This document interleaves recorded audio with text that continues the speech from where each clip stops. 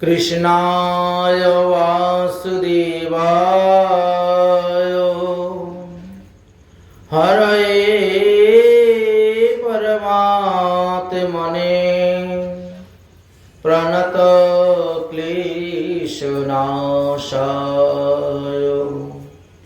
गोविन्दाय नमो नमः। श्री भक्तबृंदगण,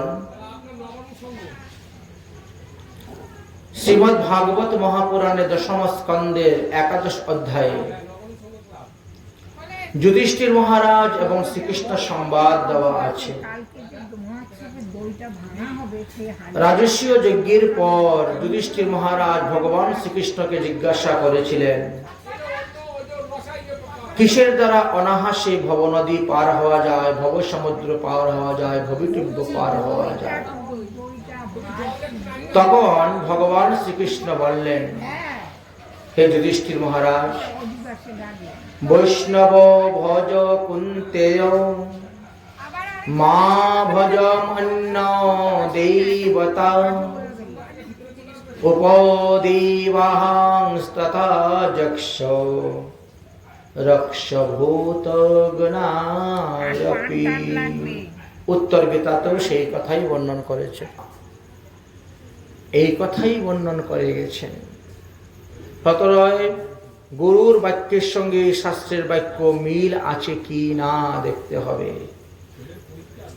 সাধু শাস্ত্র গুরু বাক্য চিত্ততে করিয়া ঐক্য সতত ভাসিবে প্রেম মাঝে।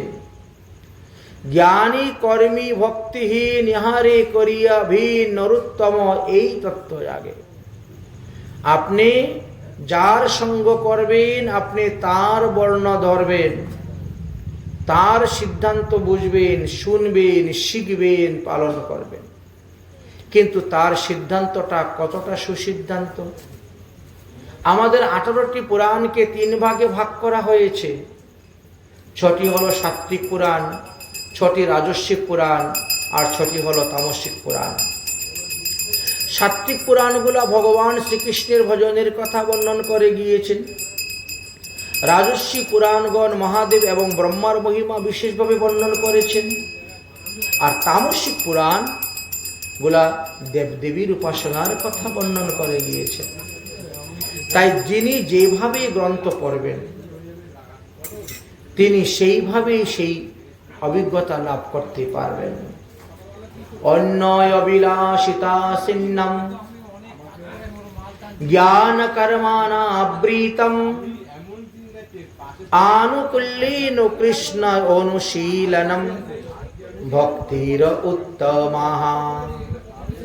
অন্য অবিলাস ছাড়ি জ্ঞান কর্ম পরিহরি কায় মনে করিব ভজন। সাধু সঙ্গে কৃষ্ণ সেবা না পুজিব দেবী দেবা, এই ভক্তি পরম কারণ। শ্রীমদ্ ভগবদ গীতাতে আমাদের অনন্য ভজনের কথা বর্ণন করেছেন। তাই সেই অনন্য ভজনের মধ্যে এক ভজন হলো একমাত্র কৃষ্ণ সেবা। সাধু সঙ্গে কৃষ্ণ সেবা না পুজিব দেবী দেবা, এই তো পরম ভক্তির কথা বর্ণন করে গিয়েছেন। কারা বর্ণন করেছেন? মহাজন। মহাজনের যেই পথ, তাতে হও অনুরত পূর্ব পর করিয়া বিচার। আমাদের মহাজনগণ 64 মহান্ত, দ্বাদশ গোপাল, 6 চক্রবর্তী, 8 কবিরাজ, তারা আমাদেরকে যে সমস্ত সিদ্ধান্ত দিয়ে গেছেন, সেই সমস্ত সিদ্ধান্ত যদি আপনি মেনে চলতে পারেন, অনায়াসেই আপনি ভবনদী পার হতে পারবেন। আপনার জন্ম মৃত্যু নিবারণ হয়ে যাবে। আপনাকে পুনরায় আর মাতৃগর্ভে এসে জন্মগ্রহণ করতে হবে না। এমনই সুসিদ্ধান্তের কথা বলছেন। তাই বলছেন, কায় মন বাক্যে করো সুসার, মহাজনের কথা। অসৎ কথা ত্যাগ করো, অসৎ সঙ্গ ত্যাগ করো, অসৎসঙ্গ সদা ত্যাগ, ছাড়ো অন্য গীতরাগ, কর্মী জ্ঞানী পরিহরি দূরে, কেবল ভকত সঙ্গ, প্রেম কথা রসরঙ্গ, লীলা কথা ব্রজপুর। একমাত্র স্বজাতীয় সাধুর সঙ্গ করো। সাধু সঙ্গ বিভিন্ন ভাবে আছে, তাই বলছে স্বজাতীয় সাধুর সঙ্গ করলে প্রেম ধীরে ধীরে বর্ধিত হইবে, বিজাতীয় সাধুর সঙ্গ করলে প্রেম কমে যাবে।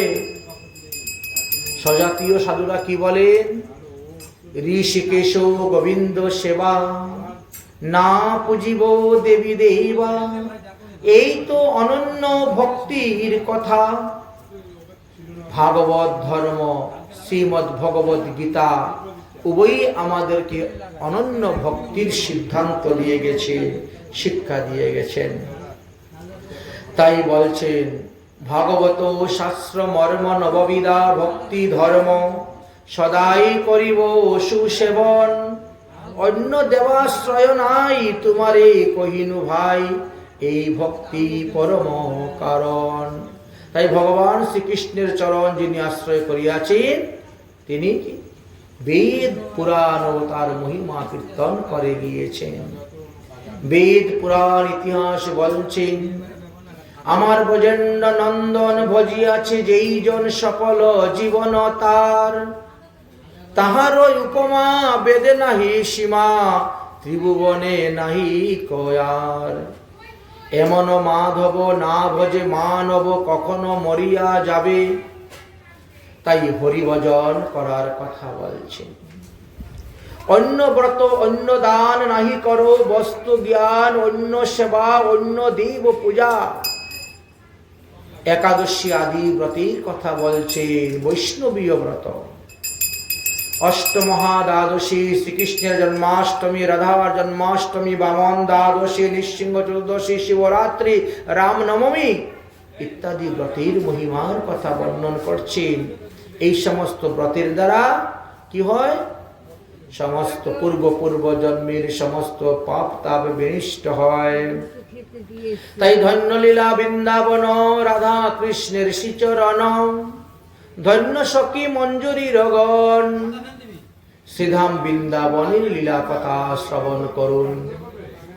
রাধা কৃষ্ণের লীলা কথা শ্রবণ করুন।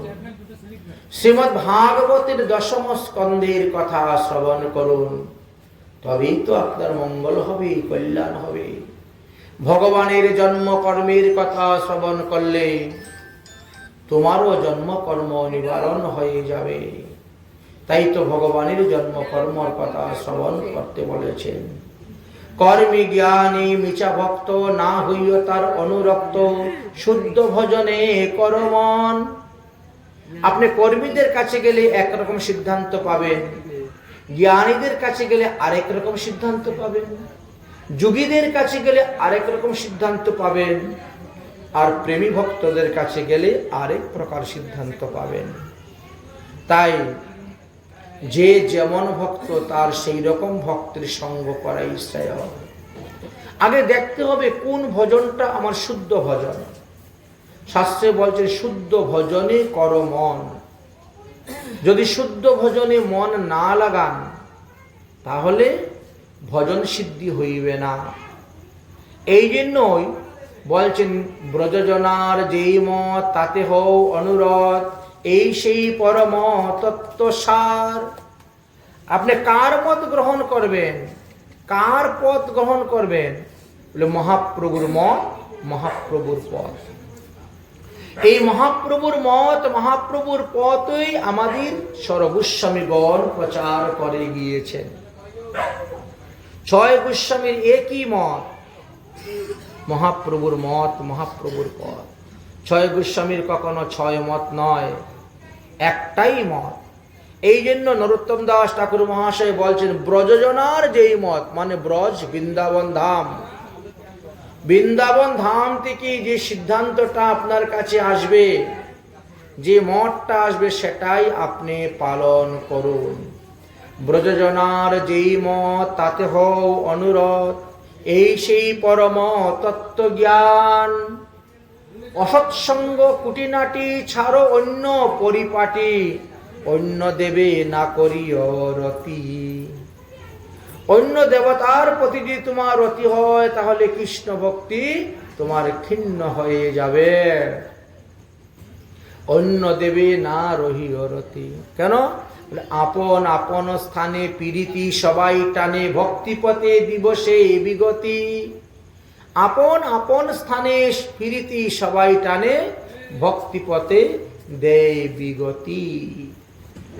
তাই আমাদেরকে বলছেন তোমরা স্বজাতীয় সাধুর সঙ্গ করো আর হরিভজন করো। দুর্লভ জনম হেন নাহি বজ হরি কেন, কি লাগিয়া মর ভব বন্ধনে। এই দুর্লভ মনুষ্য জন্ম পেয়ে যদি শ্রীহরির ভজন না করেন, গোবিন্দ ভজন না করেন, শ্রীকৃষ্ণের ভজন না করেন, তাহলে আপনার 84 লক্ষ যোনিতে বারবার ভ্রমণ করতে হবে, এর থেকে মুক্তি লাভ করতে পারবেন না। দুর্লভ জন্ম হেন নাহি বজ হরি কেন, কি লাগিয়া মর ভব বন্ধনে। ছাড়ো অন্য ক্রিয়াকর্ম নাহি দেখো বেদ ধর্ম, ভক্তি করো কৃষ্ণ পদে দ্বন্দ্ব। ভগবান শ্রীচরণের কৃষ্ণের চরণে ভক্তিকে দ্বন্দ্ব করো, একত্র করে লাগো। কর্মকাণ্ড জ্ঞানকাণ্ড কেবল বিষের ভাণ্ড। তাই কর্মকাণ্ড করতে যাবেন না, দেবদেবীর পূজাতে কোনো জীব হত্যা প্রাণীহিংসা করতে যাবেন না। কর্মকাণ্ড জ্ঞানকাণ্ড কেবল বিষের ভাণ্ড।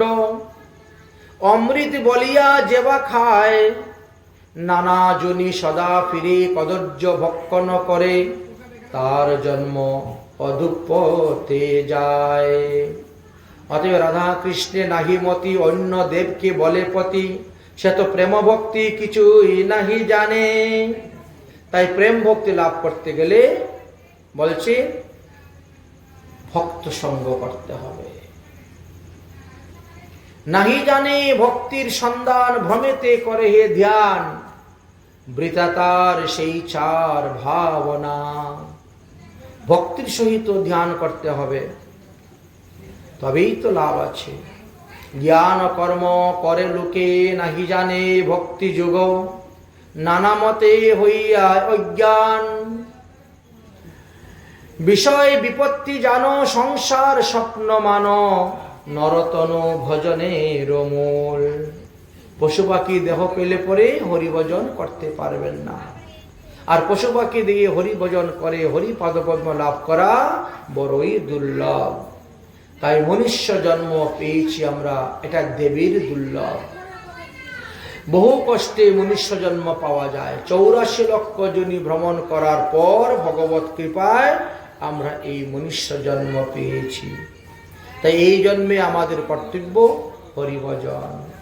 বিষয় বিপত্তি জানো সংসার স্বপ্ন মানো, নরতন ভজনের মূল। করহ ভকত সঙ্গ প্রেমকতা রসরঙ্গ, তবে হইবে বিপদ বিনাশ। স্ত্রী পুত্র বন্ধু যত মরি যাবে শত শত, আপনি আপনে হো সাবধান। তাই আপনি আপনকে সাবধান করার কথা বলছেন। রাধিকার চরণ রেণু ভূষণ করিয়া তনু, অনাহাসে পাবে গিরিধারী। রাধিকার চরণাশ্রয় করিয়াছে যেই মহাশয়, তারে মই যাহি বলি হারি। কৃষ্ণ নাম গুণগানে রাধিকার চরণ পাই, রাধা নাম গানে কৃষ্ণ চরণ। তাই শ্রীমতী রাধারানীর চরণ রেণুকে যিনি আশ্রয় করেছেন, রাধিকার চরণ রেণু অর্থাৎ রাধা কুণ্ডের রস দিয়ে যিনি কপালে তিলক কাটেন, তিনি অনাহাসী ভগবান শ্রীকৃষ্ণকে লাভ করতে পারেন। অনাহাসী পাবে গিরিধারী। রাধিকার চরণ আশ্রয় করিয়াছে যেই মহাশয়, তারে মই যাহি বলি হারি। তাই রাধারানী হলেন আমাদের আশ্রয় তত্ত্ব। রাধারানীর চরণ যারা আশ্রয় করেছেন তারাই তো সর্বশ্রেষ্ঠ ভগবত ভক্ত, তাদেরকে শ্রেষ্ঠ ভক্ত বলা হয়েছে। রাধারানীর গুণগান কীর্তনের দ্বারা কৃষ্ণকে পাওয়া যায়। কারণ ভগবান শ্রীকৃষ্ণ নিজের মুখে বলছেন, মম নাম সতে নৈব রাধা নাম সদুত্তমম। 100 বার কৃষ্ণ নাম উচ্চারণ করলে যেই ফল পাওয়া যায়, একবার রাধা নাম উচ্চারণ করলে সেই ফল পাওয়া যায়। এমনই রাধা নামের মহিমার কথা বর্ণন করেছেন। তো এই সমস্ত গোপনীয় তত্ত্বকথা গুরকথা জানবেন কোথার থেকে? বলে শ্রী গুরু প্রসাদে ভাই এই সব ভজন পাই। শ্রী গুরু কৃপা ছাড়া এই সমস্ত ভজন পাওয়া যায় না। মঞ্জুরি স্বরূপে সখীর অনুগত হয়ে ভজন করা কেউ পায় না।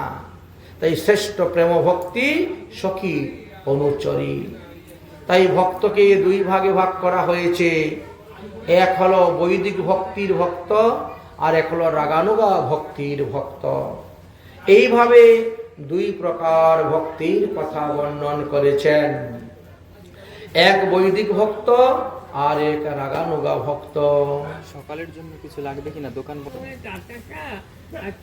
শাস্ত্রে সর্বদা আমাদেরকে বর্ণনা করেছেন যে ভগবানের নৈবেদ্য দিয়ে মাতা পিতার শ্রাদ্ধ তর্প নিত্য নৈমিত্তিক করবেন।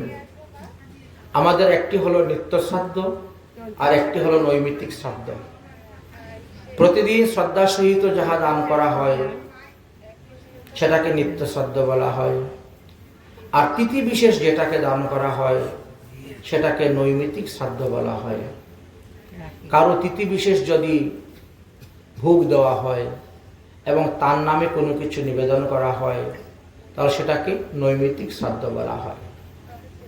তো নৈমিত্তিক শ্রাদ্ধ করতে গেলে আগে ভগবানের ভোগ হবে, মহাপ্রভুর ভোগ হবে।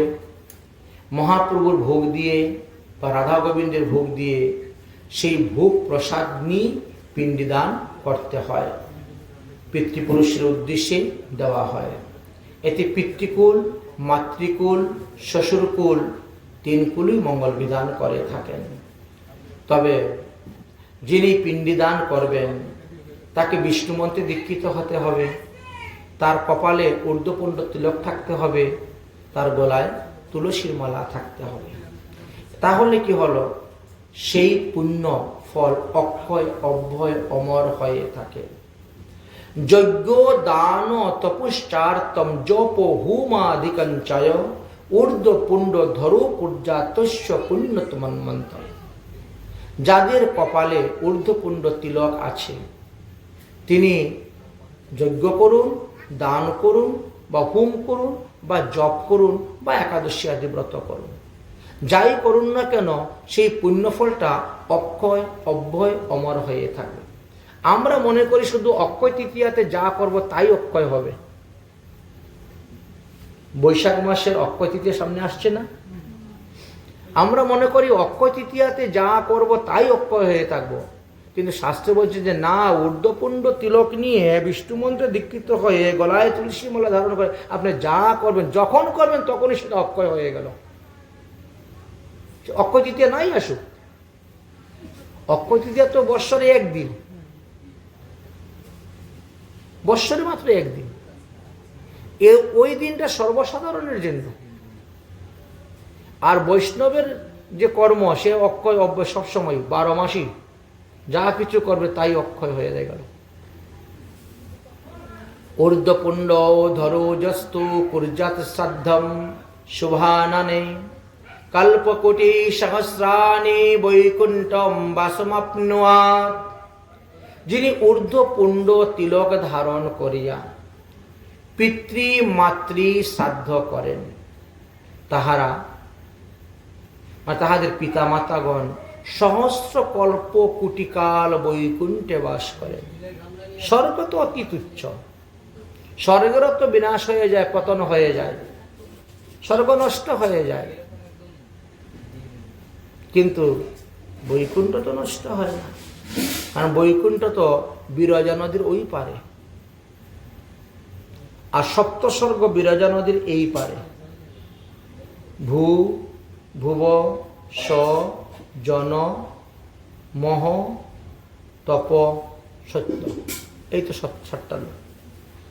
তো এইগুলো এই পারে। এই জন্য ব্রহ্মার দিবাবসানে এইগুলি বিনাশ হয়ে যায়, থাকে না। আবার নতুনভাবে সৃষ্টি হয়ে থাকে। আর স্বর্গে মানুষ কতদিন থাকতে পারে? যতদিন পুণ্য আছে ততদিনই থাকবে। পুণ্য শেষ হয়ে গেলে আবার মর্ত্যলোকে আসতে হবে। কিন্তু যদি কোনো ব্যক্তি গোলকধামে চলে যায়, বৈকুণ্ঠে চলে যায়, ভগবত ধামে চলে যায়, তাহলে তাকে আর পৃথিবীতে এসে মাতৃগর্ভে জন্মগ্রহণ করতে হয় না। এই হলো বিশেষ মহিমা দেবদেবীর পূজা আর কৃষ্ণ পূজা। আপনি যার পূজা করবেন আপনি সেই ধামেই তো যাবেন। কৃষ্ণ পূজা করলে কৃষ্ণ ধামে যাবেন, শিব পূজা করলে শিবের ধামে যাবেন, ব্রহ্মার পূজা করলে ব্রহ্মলোকে যাবেন, সূর্যের পূজা করলে সূর্যলোকে যাবেন, চন্দ্রের পূজা করলে চন্দ্রলোকে যাবেন। প্রত্যেকের তো লোক আলাদা আলাদা। গন্ধর্বদের পূজা করলে গন্ধর্ব লোকে যাবেন। আর পিতৃগণের পূজা করলে পিতৃ একটা জায়গা আছে, পিতৃলোক নামে একটি জায়গা আছে, সেইখানে যাবেন পৃথক পৃথক ভাবে। ঊর্ধ্বপুণ্ড ধরুদস্ত ক্রুদ্ধাম সাদৃশ্যভাননে কল্পকোটি সহস্রাণি বৈকুণ্ঠবাসমমাপ্নুয়াৎ। এই জন্য মালা এবং তিলক ধারণ করেই কাজ করতে হয়। দ্বিতীয়ত বিষ্ণু মন্ত্রে দীক্ষিত। বিষ্ণু মন্ত্রে দীক্ষা গ্রহণ না করলে তো হরিকথা শ্রবণ করার অধিকারী জন্ম হয় না, পাঠ করবি তো দূরের কথা। ঊর্ধ্বপুণ্ড ধরু মুক্তি গৃহে জস্তাম অশ্নুতে তদ একবিংশতি কুলম তস্য নরক উদ্ধার রামজ্জম। যারা ঊর্ধ্বপুণ্ড তিলক ধারণ করেন, যাদের কণ্ঠদেশে তুলসীর মালা আছে, যারা বিষ্ণু মন্ত্রে দীক্ষা গ্রহণ করেছেন, যারা সর্বদা সদাচার পালন করেন, ভগবানের প্রসাদ গ্রহণ করেন, এইরকম কোনো বৈষ্ণবকে যদি কোনো গৃহস্থ এক বেলা এক মুষ্টি অন্ন ভোজন করাতে পারেন, তাহলে তার 21 কুল উদ্ধার হয়ে যায়। এই জন্যই বৈষ্ণব সেবার বিধান দিয়ে গেছেন। বৈষ্ণব ভজ কুন্তেয় মা ভজ অন্য দেবতা। বৈষ্ণব সেবার বিধানটা কেন দিয়েছেন? তাই কোন ব্রাহ্মণের যদি মাতা পিতা মারা যায়, তা সেও দেখবেন বৈষ্ণব সেবা দিবে, বলেছেন। বৈষ্ণব সেবার মহিমার কথা সর্বশাস্ত্রে সর্বদা বর্ণন করেছে। ঊর্ধ্বপুণ্ড ধরু মুক্তি গৃহে জৈসাম অন্নম অশ্নুতে। ঊর্ধ্বপুণ্ড তিলকধারী বিষ্ণু মন্ত্রে দীক্ষিত কোনো বৈষ্ণব যদি কোনো গৃহস্থের ঘরে এক মুষ্টি অন্ন গ্রহণ করেন, তাহলে ওই যে এক মুষ্টি অন্ন গ্রহণের পুণ্য ফলে ওই গৃহস্থের 21 কুল উদ্ধার হয়ে যায় নরক হইতে। এই জন্য বৈষ্ণব সেবা ব্যবস্থা যেটা আগামী করল, এখানে বৈষ্ণব সেবার ব্যবস্থা করা হয়েছে। আমাদের ওনার নাম হলো কি? হরি চন্দ্রহরি। এই যে এইবারই গৃহস্থের নাম চন্দ্রহরি দেবনাথ। তো ইনি প্রাপ্তি হয়েছেন আজ 81 দিন পার হয়ে গেছে। অদ্বৈত সপ্তমী দিন শুনলাম পার। তাহলে এটা মাঘ মাসের শুক্লপক্ষের সপ্তমীকে অদ্বৈত সপ্তমী বলা হয়, বুঝেছেন? আর এখন কৃষ্ণপক্ষ, বৈশাখ কৃষ্ণপক্ষ প্রতিপদ এসে গেছে আজকে। এই জন্য 81 দিন হয়ে গেছে। যদিও নিয়ম আছে 45 দিন পরেই বৈষ্ণব সেবা দেওয়া যায়, কিন্তু কোনো কারণবশত সময়ে কুলাতে পারে নাই, করতে করতে এত বিলম্ব হয়েছে। এত অসুবিধা নেই, কারণ একজন মানুষ মারা যাওয়ার পর তার বিচারালয় হলো যমরাজ, যমালয়। ওখানে গিয়ে তো বিচার হয়ে তারপরে তিনি বিভিন্ন জায়গায় যাবেন। তিনার কর্ম অনুসারে তিনি বিভিন্ন জায়গায় যান। তো যারা পুণ্য আত্মা তারা একটু তাড়াতাড়ি চলে যায় ভগবানের কাছে। আর আমার মতো পাপী যারা, তাদেরকে যমালয়ে যেতেই 364 দিন লেগে যায়। রাস্তার মধ্যে প্রতি মাসে মাসে থাকার জায়গা আছে, এক রাত্রি করে অবস্থান করা হয়, আবার রাস্তা চলা হয়, আবার কিছুদিন যাওয়া হয়, আবার রাস্তা চলা হয়, এইভাবে চলে। এই জন্য প্রতি মাসে মাসে একটা করে পিণ্ডিদান দেওয়ার বিধান আছে। কেউ যদি পারে প্রতিদিনই দিতে পারে, না হলে প্রতি মাসে মাসে, অথবা প্রতি অমাবস্যাতে, অথবা মহালয়ার দিনে, অথবা যেই তিথিতে তিনি মারা গিয়েছেন, যেই তিথিতে মারা গেলেন সেই তিথিতে দিতে হয়। এইভাবে বিধান দেওয়া আছে। মানুষ জীবিত অবস্থায় কিছু কিছু পাপের প্রায়শ্চিত্ত করে, আর যারা প্রায়শ্চিত্ত করতে পারে না, পাপের মারা যায়, তাদেরকে মৃত্যুর পরেও তাদের পাপের প্রায়শ্চিত্ত করানো যায়। ভাগবত সপ্তাহ দিয়ে, অষ্টপ্রহর নামযজ্ঞ দিয়ে, গীতা পাঠ, ভাগবত পাঠ দিয়ে, সাধু সেবা, বৈষ্ণব সেবা দিয়ে ইত্যাদির মাধ্যমে, পুণ্য কর্মের মাধ্যমে সেই পাপের বিনাশ হয়। কোন পুণ্য কর্মের দ্বারা পাপ বিনাশ হয়? ভক্তির সঙ্গে আশ্রিত যে পুণ্য কর্ম। ভক্তি অনাশ্রিত কর্ম হলে হবে না। আপনি কারো মেয়ে বিয়ে দিয়েছেন, 2 লাখ টাকা খরচ করেন, ওটাও তো পুণ্য। একজন গরিব তার মেয়ে বিয়ে দিতে পারছে না, আপনি দিলেন। মেয়ে বিয়ে দিতে গিয়ে কি করলেন? 10টা খাসি আনে কাটলেন, কুইন্টাল কুইন্টাল মাছ আনলেন, কার্টন কার্টন মদের বোতল আনলেন, আর সবাইকে দিলেন, খাওয়ালেন। ওই পুণ্যের দ্বারা পিতৃপুরুষ কখনো উদ্ধার হবে না, কারণ ওই পুণ্যটা ভক্তির সঙ্গে সংযুক্ত নয়।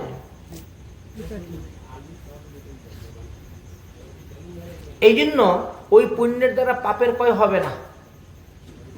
পুণ্য পুণ্য থাকবে আলাদা, পাপ পাপ থাকবে আলাদা, দুটার বিচার হবে আলাদা।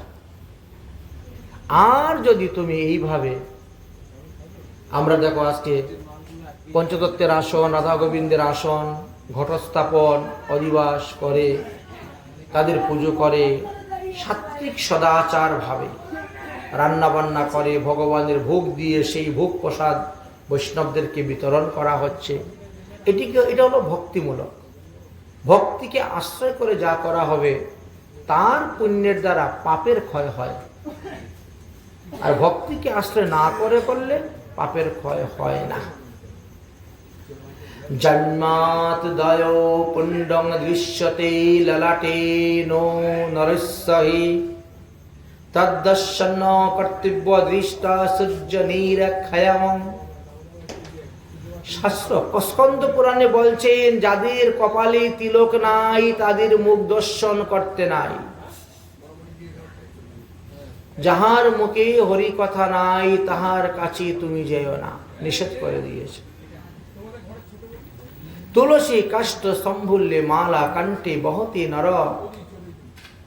যাদের গলায় তুলসীর মালা আছে তিনি অসুচি এবং অনাচারী হইলেও নিঃসন্দেহে তিনি ভগবানকে পাইবেন।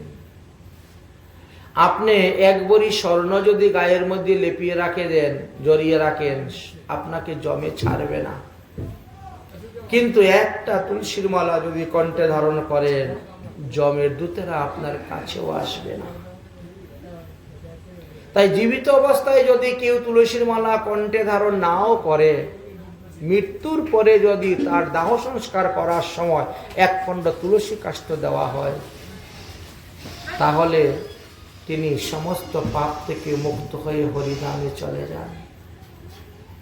আমাদের দেশে কিছু কুসংস্কার আছে, তুলসীর মালা পুরাতে নাই, এই জন্য যাদের গলায় আছে সেটাও খুলে রেখে দেয়। এটা ভুল সিদ্ধান্ত, এটা কুসিদ্ধান্ত, কুসংস্কার। প্রতিটি শাস্ত্র বলছে তুলসী কাষ্ঠ দিয়েই দাহ সংস্কার করবে, তুলসী মালা কণ্ঠে নিয়েই তাকে পুরাবে, এবং ভগবানের অধরামৃত দিয়েই তার শ্রাদ্ধ করবে, ভগবানের নিবেদিত দ্রব্য দিয়েই তার শ্রাদ্ধ করবে। বিষ্ণু নৈবেদ্যাৎ অন্নম জ্যেষ্ঠান্নম সর্বদেবতা পিতৃবশ্চাপি ততৈবশ্চ তানেভ্যায়ম কল্পতে। ভগবান বিষ্ণু নৈবেদ্য অন্ন দ্বারা আপনি 33 কোটি দেবদেবীকে তৃপ্তি দান করতে পারেন। আপনার পিতৃপুরুষ, পিতৃকুল, মাতৃকুল, শ্বশুরকুলকে আপনি তৃপ্তি বিধান করতে পারেন। ভগবানের নৈবেদ্য প্রসাদ দান করলে কি হয় জানেন? একটা পিণ্ডি দান একেবারে সুমেরু পর্বত সমতুল্য অন্ন হয়ে যায়। কত পাবেন পিতৃপুরুষগণ? এক গ্লাস জল, ভগবানের নিবেদিত জল যদি দান করেন, এক সাগর সমতুল্য জল হয়ে যায়। পিতৃপুরুষরা কত জল পান করবে? তারা ফুরাতেই পারবে না সেই অন্ন খেয়ে এবং সেই জল পান করে। তাই সর্বদা শাস্ত্র দেখো, শ্রাদ্ধে যাহা কিছু কার্য করা হইবে তৎসমুদয়ী ভগবান বিষ্ণু নির্মাল্য হওয়া চাই। বিষ্ণু নৈবেদিতং নিত্যং দেবত্তং জীশাম হরি পিতৃবশ্চৈব দদৈব্যাম সর্বমামুত্তম অশ্নুতে। বিষ্ণুর নিবেদিত ঘৃতাদি দ্রব্য দ্বারা দেবতাদের হোম করবেন, পিতৃগণের শ্রাদ্ধ করবেন, পিতৃগণের পিণ্ডিদান দিবেন। যখন পিণ্ডিদান করবেন তখন পাশে তুলসী বৃক্ষ রাখবেন, পিণ্ডিদানের উপরেও তুলসী পাতা দিবেন, তাহলে পিতৃপুরুষের মঙ্গল হয়। তুলস্যা তর্পণম যেইচ পিতৃ উদ্দেশ্য মানবা কুর্বন্তি তেষাং পিতর তৃপ্তা বর্ষা যুক্তম জলে। যে সকল মনুষ্য তুলসী পত্র সংযুক্ত বিষ্ণুর নৈবেদ্য পিতৃপুরুষকে দান করেন, অর্পণ করেন, বিষ্ণুর চরণামৃত দিয়ে তর্পণ করেন, শ্রাদ্ধাদি কার্য, পিতৃযজ্ঞাদি কার্য করেন, তাদের পিতৃপুরুষগণ 10,000 বৎসরেও সেটা শেষ করতে পারেন না। তাই কোনো দেবদেবীর নিবেদিত প্রসাদ পিতৃপুরুষকে দান করা যাবে না, একমাত্র ভগবত প্রসাদ দান করতে হবে, বিষ্ণুর প্রসাদ। ন দদাতি পিতৃনাঞ্চ তুলসী কাষ্ঠ চন্দনম তেষাং তে কুরুতে তীর্থম শ্রাদ্ধে বৈ শতবার্ষিকম। বলছেন যদি আপনার তুলসী পাতা না পাওয়া যায়, বলছেন তুলসী গাছের ডাল দিলেও হবে। এই ডাল মাত্র এইটুকু আছে, আর নেই, বলে ওটাকে ঘষে চন্দনের মতো করে দিয়ে দাও, তাও হবে। এতটাই তুলসীতে দেওয়া মহিমা। আর তুলসী বাগানে পিণ্ডিদান করা তো আরো বেশি ফল। মানে চতুর্দিকে তুলসী গাছ আছে আর মধ্যেখানে বসে আপনি শ্রাদ্ধ কার্য করলেন। তুলসী কাননে শ্রাদ্ধ, তুলসী কাননে শ্রাদ্ধে পিতৃনাং গৃহতে ইয়স্তু পিতৃনাং কুরুতে স্তূয় গয়া শ্রাদ্ধ কৃতাং তেন ভাসিতং বিষ্ণাপুরা। আপনাকে গয়া থেকে শ্রাদ্ধ করতে হবে না, যদি আপনি আপনার গৃহেতেই শ্রাদ্ধের সময় চতুর্দিকে তুলসী গাছ রেখে মধ্যখানে বসে শ্রাদ্ধ করেন। 4-5টা টপ লাগিয়ে দেন, 4 কোনায় 4টা টপ দিয়ে মধ্যখানে বসে আপনি শ্রাদ্ধ কার্য করুন।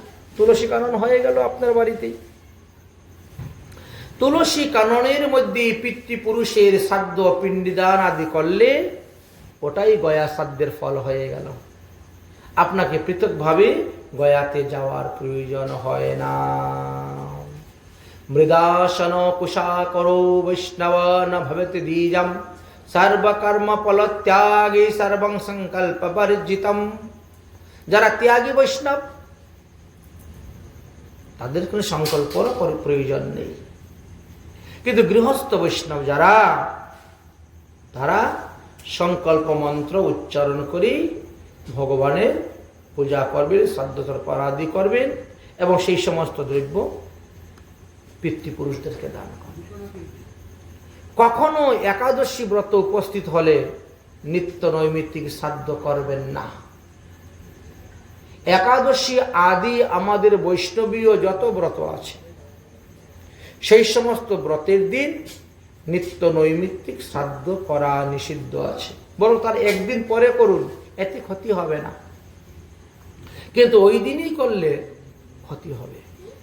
একাদশ্যাং যদা রাম শ্রাদ্ধম নিমিত্তিকং ভবেৎ তদ দিনে তু পরিত্যজ্যম দ্বাদশম শ্রাদ্ধমাচরেৎ। মনে করেন এখন আগামী করল একাদশী ব্রত পড়ে গেছে, আর গণনা অনুসারে আপনার মাতা পিতার শ্রাদ্ধের দিনও ওই দিনই পড়ে গেছে। তো আপনি এখন ভট্টাচার্য আচার্যর কাছে গিয়েছেন, তারা বলছেন আরে কালকে শ্রাদ্ধ না করলে তোমার বাবার শ্রাদ্ধ পতিত হয়ে যাবে, তো কালকেই শ্রাদ্ধ করতে হবে। এখন ওনার কথা মতো আপনি করে ফেললেন, এতে লাভ হবে না, ক্ষতি হবে। একদিনে শ্রাদ্ধ পতিত হয়ে যাবে, হয় না। দশরথ মহারাজের শ্রাদ্ধ কতদিনে হয়েছিল জানেন? 28 দিনে। যিনি ভগবান, যার পুত্র, 4 ছেলের বাবা হওয়া সত্ত্বেও মারা যাওয়ার পরে মুখে অগ্নি করবে একটা ছেলেও বাড়ি নেই। রাম লক্ষ্মণ 14 বছরের জন্য বনবাসে চলে গেছেন পিতৃসত্য পালনে। ভরত শত্রুঘ্ন মামার বাড়ি গিয়ে বসে আছে। আর এমন অবস্থায় দশরথ মহারাজ মারা গিয়েছেন, তো কে মুখে অগ্নি করবে? তখনকার দিনে কি ছিল? তেলের মধ্যে ডুবিয়ে রেখে দেওয়া, সুগন্ধি তেলের মধ্যে ডুবিয়ে রেখে দিতেন পস্তনাশরী। তারপরে ভরত শত্রুঘ্নকে মামার বাড়ি থেকে আনার জন্য লোক পাঠালেন। সেই লোক আসতে আসতে যেতে লাগলো 7 দিন। এত দূরে মামার বাড়ি, তখন তো ঘোড়ার গাড়ি করে যেতে পারতো, ঘোড়ার গাড়ি করে যেতে 7 দিন। 8 দিনের দিন গিয়ে পৌঁছলো। পৌঁছার পরে গিয়ে বলল তোমরা বাড়িতে চলো, তোমার বাবা অসুস্থ, মারা গেছেন যে কথা বলে নেই, অসুস্থ আছেন, তাই বেশি দিন বাঁচবেন না, তাড়াতাড়ি চলো বাড়িতে। নিয়ে আসতে আরো 8 দিন, যেতে 8 দিন, নিয়ে আসতে 8 দিন, 16 দিন তো এখানে চলে গেল। দশরথ মহারাজ 16 দিনের বাসি মরা ছিলেন। তারপরে সূর্য নদীর তীরে গিয়েলেন, দাহ সংস্কার করলেন। করার পরে বললেন এবার অসুষ পালন। যেদিন মারা যায় সেদিন থেকে অসুষ হয় না, যেদিন দাহ সংস্কার করা হয় ওদিন থেকে অসুষ মানতে হয়। আমাদের মধ্যে কিছু কুসংস্কার আছে। মনে করো আজকে রাত্রে কেউ মারা গেল, তখন আত্মীয় স্বজন ইষ্টি কুটুমকে ডাকাডাকি করতে করতে কালকে সকালে গিয়ে দাহ সংস্কার করা হলো। এখন ওরা কি করবে? ওরা আজকের দিনই ধরবে, এই শুক্রবারে মারা গিয়েছে, শুক্রবার থেকে গণনা শুরু হয়ে গেল। ভুল সিদ্ধান্ত। দাহ সংস্কার শনিবারে হয়েছে, শনিবার থেকে ধরতে হবে, অসুষ গণনা করতে হবে, এটি নিয়ম। বললেন এখন ক্ষত্রিয়ের হলো 12 দিন, ব্রাহ্মণের 10 দিন, ক্ষত্রিয়ের 12 দিন, বৈশ্যের 15 দিন, শূদ্রের 1 মাস, অন্তর্জর 45 দিন। তাহলে 12 দিন মানতে হবে। তখন বৈশিষ্ট্যমণি বললেন যে দেখো, গরুর পুরাণে একটা কথা আছে, সর্ববর্ণেষু দশাহে। তোমরা 12 দিনের জায়গায় 10 দিনে নিয়ে আসতে, কারণ অনেক দিনের বাসি মরা হয়ে গেছেন, অতএব 10 দিনেই করা হোক। আচ্ছা ঠিক আছে, সর্ববর্ণেষু দশাহে যখন আছে তো 10 দিনই করা হোক। আর 10 দিন যখন করা হলো, এইবার শ্রাদ্ধ করতে গেলেন, এবার একাদশী ব্রত পড়ে গেছে। ওই সেই আবার 12তেই পড়ে গেল, দেখেছেন? একাদশী ব্রত পড়ে গেছে। এবার কি করা যায়? হবে না, শ্রাদ্ধ করা যাবে না, তারপরে আরেকদিন করো। এই জন্য 28 দিনে গিয়ে দশরথের শ্রাদ্ধ হয়েছিল। এটি একাদশ্যাম যদারাম শ্রাদ্ধং নিমিত্তিকং ভবেৎ তদ্দিনে তো পরিত্যজ্যাং দ্বাদশ্যম শ্রাদ্ধমাচরেৎ। একাদশী আদি ব্রতের দিন মাতা পিতার নিত্য নৈমিত্তিক শ্রাদ্ধ কখনো করতে যাবেন না, বরং তার পরের দিন দ্বাদশীতে গিয়ে আপনি শ্রাদ্ধ করবেন। যদি কেউ স্পর্ধা করে করতে যায়, গর্বর বশত, অহংকারের বশত করতে যায়, তাহলে ক্ষতি হবে। কি ক্ষতি? যে শ্রাদ্ধ করবে সে নরকে যাইবে, যার উদ্দেশ্যে শ্রাদ্ধ করা হবে সে নরকে যাইবে, আর শ্রাদ্ধে সে যারা খাইবে তারাও নরকে যাইবে। এই জন্য বলে দিয়েছে, যো পূর্বন্তি মহিপালম শ্রাদ্ধম একাদশী দিনে ত্রয়স্তে নরকং জান্তি দাতা ভোক্তা পরির্তকম। তিনজনই নরকে যায়, দাতা ভোক্তা পরির্তকম। এই জন্য একাদশী দিনে কখনো পিতৃপুরুষের নিত্য নৈমিত্তিক শ্রাদ্ধ করতে নেই।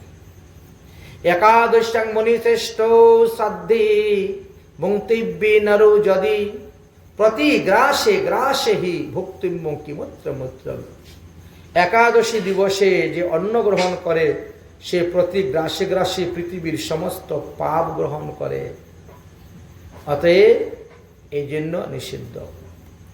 শ্রীমদ্ ভাগবতে কি বলছেন? শ্রাদ্ধে ন আমিষং দদ্যাৎ। শ্রাদ্ধ কার্যে কখনো কোনো আমিষ দ্রব্য দিবেন না। যে সমস্ত দ্রব্য আমিষ, পেঁয়াজ, রসুন, মুসুরি ডাল, বলেছেন এগুলি দান করা নিষিদ্ধ। মাছ, মাংস, ডিম ইত্যাদি অনেক কিছু। অশ্বমেধম গবালম্বম সন্ন্যাসোপলপত্যকম দেবরেণ সুতোৎপত্তি কলৌ পঞ্চ বিবর্জিতম। এই শ্লোকে ফল পিতৃকও বলা হয়েছে, অর্থাৎ মাছ মাংসাদি আমিষ দ্রব্য শ্রাদ্ধেতে ব্যবহার করা যাবে না। जो श्राद्ध काले हरि भुक्तम शेषो दीयते भक्तम पितॄणाम केशं पितरां तुलसीं आश्रितम न कल्पकोटि पितरौ शेष। যদি কোনো ব্যক্তি শ্রাদ্ধকালে ভগবান বিষ্ণুর উচিষ্ট মহাপ্রসাদ দান করেন, পিণ্ডি দান করেন, তাহলে তার পিতৃপুরুষগণ অনাহাসে ভগবত ধাম প্রাপ্ত হন।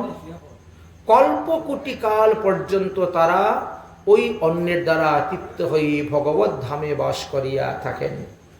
সপ্ততং বিদমাশ্রিতং পাকম সূর্যময়ম নিষ্কৃতম পূজায়ামাস্যম দেবতাম তশ্চৈবেনম পিতামহান। বৈষ্ণব শ্রাদ্ধ অনুসারে শ্রাদ্ধ কার্য করবেন।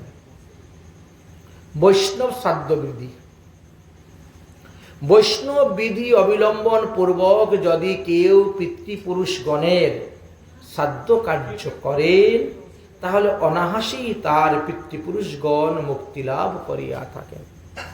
যস্ত বিদ্যা বিনির্মুক্তং মূর্খং তৎমানম তু বৈষ্ণব বেদম বিজ্ঞাহরম দদ্যাং বিপ্রম শ্রাদ্ধম ততস্করম ভবেৎ।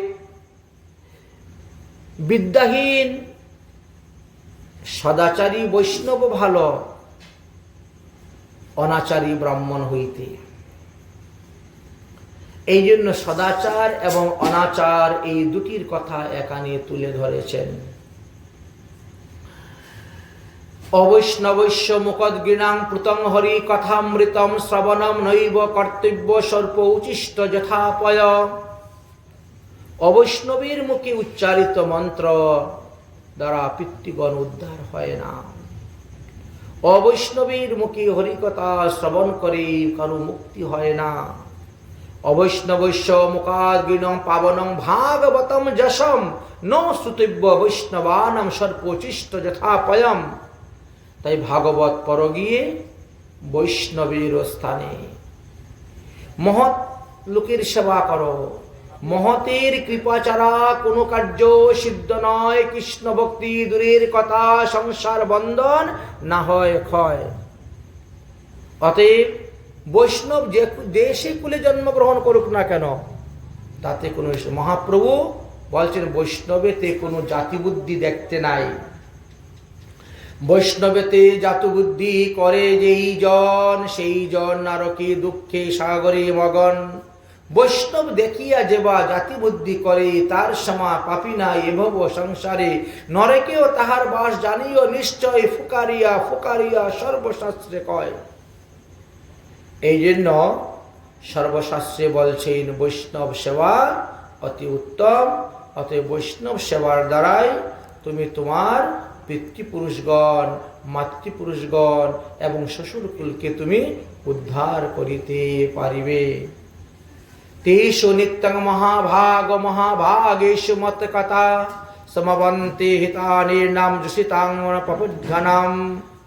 তাই ভগবান শ্রীকৃষ্ণ অর্জুনকে বলছেন, হে অর্জুন, এই উদ্ধবকে বলছেন, হে উদ্ধব, তুমি সর্বদা সাধু মুখে অন্য কথা শ্রবণ, হরিকথা শ্রবণ করিবে। সাধুগণ হলো আমার প্রাণ, আর আমি হলাম সাধুগণের প্রাণ। অন্য হি প্রাণিনাং প্রাণাম আর্তনাম শরণামহাম। অন্য যেমন মানুষের প্রাণ, ঠিক তেমনি ভাবে এই সাধুরাও আমার প্রাণ। যৌনো গৃহন্তি ভূপতি বৈষ্ণব গৃহমাগতম তদ গৃহ পৃথিবী তিক্তা সংসানম ইব ভাসতি। যদি কোনো গৃহেতে যাওয়ার পর কোনো বৈষ্ণব অনাদর হয়ে চলে যান, তাহলে সেই গৃহ শ্মশান সমতুল্য পবিত্র হয়ে যায়। সেই গৃহস্থের যত পুণ্য সমস্ত সাধুর সঙ্গে চলে যায়। তাই মহতের স্বভাব হয় তারিতে পামর, নিজ কার্য নাই তবু যান পরের ঘর। তাই সাধুরা আসেন সর্বদা জীবের হিতের জন্য, মঙ্গলের জন্য, সাধনের জন্য তারা আসেন। তাই আগামী কল্য এখানে বৈষ্ণব সেবা হবে। চন্দ্রহরি দেবনাথে 81 দিন গত হয়ে গেছে, তিনি নিত্যধাম গমন করেছেন। তাই তিনি আত্মকল্যাণের জন্য, আত্মশান্তির জন্য আজ ঘটস্থাপন আদি হয়েছে, পূজা হয়েছে, মহাপ্রভু সন্ধ্যা আরতি আদি হয়েছে, ভোগ হয়েছে, পাঠ কীর্তন হয়েছে। এখন আমরা ভাগবত পাঠ এখানে বিশ্রাম দিচ্ছি। রাধে রাধে।